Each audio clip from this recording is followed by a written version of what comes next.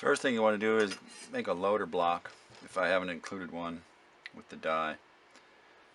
2 screws with large flatheads so that the base of the die will sit underneath them, and 1 screw up here under the hinge so that you can pull that die open and help you move your piece around to get it in the right position. That's very important.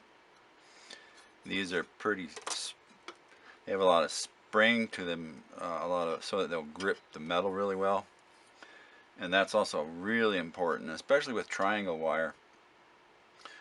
They'll hold on to the half-round wire, low dome, really well, but unless your triangle wire is very, very flat, it won't grip it well enough. And you can, if you're using triangle wire, you want to check it out to make sure that it is gripping that and doesn't slip out of the way when you apply pressure. If your wire's flat, and it will grab onto that well enough to to hold it in place while cutting.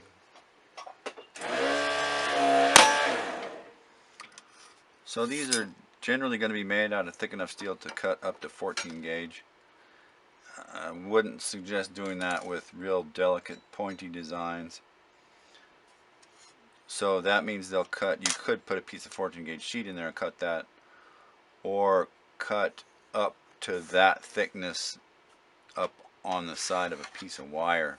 You know, you have your cross section of your wire, you'd cut up to about that height from the base of the wire. Now this extra plate here is to protect whatever wire you put in there from getting smashed in the press. So the other thing is aligning aligning the piece in there each time after you cut it when you have to make more than one cut. So we'll do the first one there. Also, these are very tight, so they're made to cut either real thick metal or real thin metal. That's why I have to bang it open. So they're all made so that the design will repeat itself smoothly if you line it up carefully second time around. I always check it through the back here too. Make sure it's even that way, and then also left to right.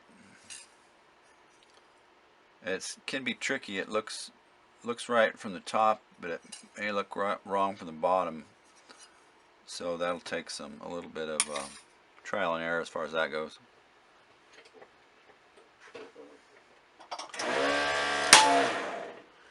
Another thing with wire is these cuts will bend the wire, so you'll need to, if you're doing a long, like one where the whole sides, both sides, the whole length is cut, on a narrow piece of wire it's going to bend it every time. This wide piece didn't really get bent at all, but that's one thing to watch out for also, is the bowing effect from cutting. And also check to make sure that it's flat. You really should have them, whether it's triangle wire or not, have the wire flat in there every time. It's also important, especially when you're cutting wire, to make sure that you get the scrap out of there after every cut.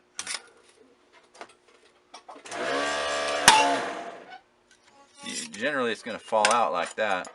Sometimes it gets stuck under here and comes off in lots of little pieces instead of one big row. And oops, and in that case it's more likely for them to get stuck up in here. And just be sure that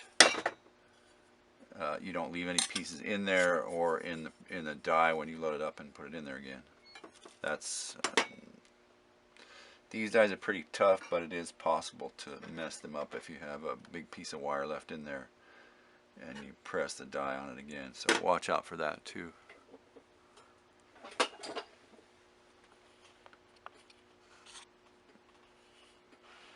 Another look at those pieces on the side there.